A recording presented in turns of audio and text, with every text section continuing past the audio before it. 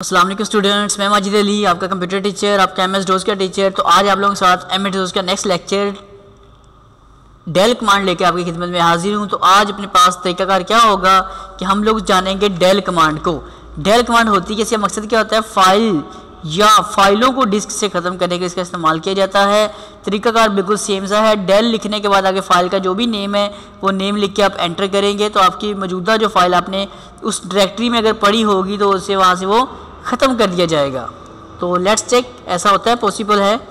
जैसे हमारे पास जिस भी हम काम कर रहे थे लास्ट टाइम abc.txt नाम की फ़ाइल अवेलेबल है। हम इसे कह देते हैं कि हमें इसको कमांड प्रॉम्प्ट में चलते हैं, cmd लिख के ओपन करते हैं, थोड़ा कर लेते हैं जूम ज़्यादा,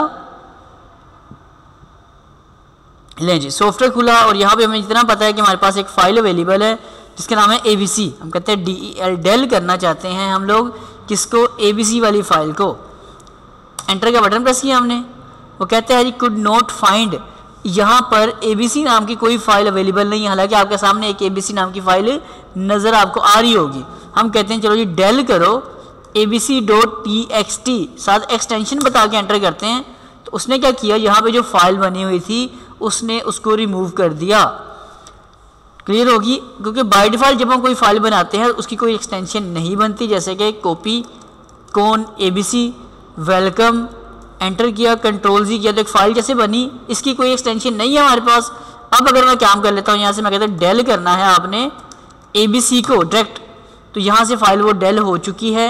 एक्सटेंशन आपको मैंने कहा था कि आप लगा सकते हो, अगर एक्सटेंशन लगानी है तो डिलीट करने के लिए भी एक्सटेंशन का इस्तेमाल लाजमी करना पड़ेगा।